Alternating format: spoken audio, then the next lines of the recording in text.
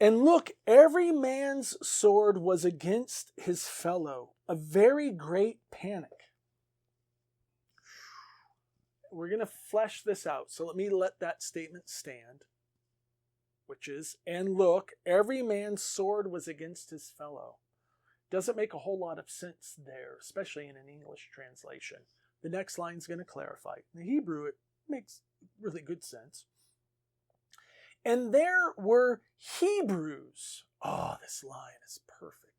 There were Hebrews who were previously with the Philistines. All right. I hope you guys have learned this lesson by now. Anytime the Israelites are called Hebrews, it's from an outsider position looking in. Or when we went through the book of Jonah, they say, "Who are you?" "I'm a Hebrew prophet." He speaks of himself as a Hebrew because they will see me as an outsider. I hope you understand this. What's the implication here? Well, every man's sword was against his fellow. What that means is that there were Israelites who had joined the Philistines out of fear. They turned their back on Israel. They joined the Philistines. So when they say every man's sword against his fellow, what they mean are Israelites are fighting against Israelites on behalf of the Philistines. That's precisely what's going on here. So then what does the narrative do? And there were Hebrews who were previously with the Philistines. They name them as Hebrews because the text sees them as outsiders. You can't fight against Israel and be Israel. You are, in fact, Hebrews. But wait, it's going to change. I hope you guys are following that. Who had come up with them into the camp. Here it is. And they too turned around to be with Israel under Saul and Jonathan. Whew. There's the switch. There were Hebrews with the Philistines. They turned. Shuv.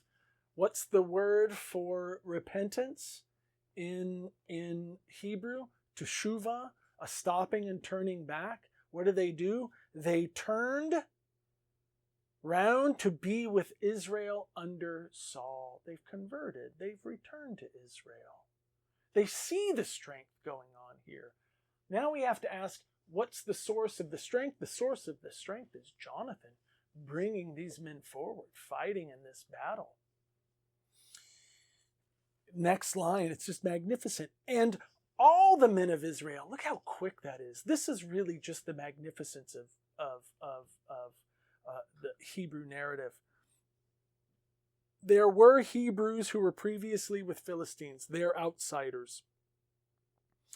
They too turned around to be with Israel under Saul. There's our next step, to be with Israel under Saul. What's the next step? And all the men of Israel. Do you guys see this? This is prose with a sort of poetic expansion. First, they're Hebrews with the Philistines. Then what do? They turn around with Israel.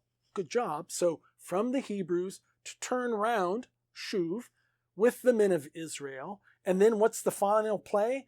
And all the men of Israel, which includes those who were just being called Hebrews from the outside because they were on the outside joining the Philistines out of fear. And all the men of Israel who were hiding out in the high country of Ephraim had heard that the Philistines were fleeing, and they too gave chase after them in the fighting. All those who were with the Philistines, they've now joined all the men of Israel, and now they're chasing them out. And here it is, your final line of this whole scene. It's just beautiful.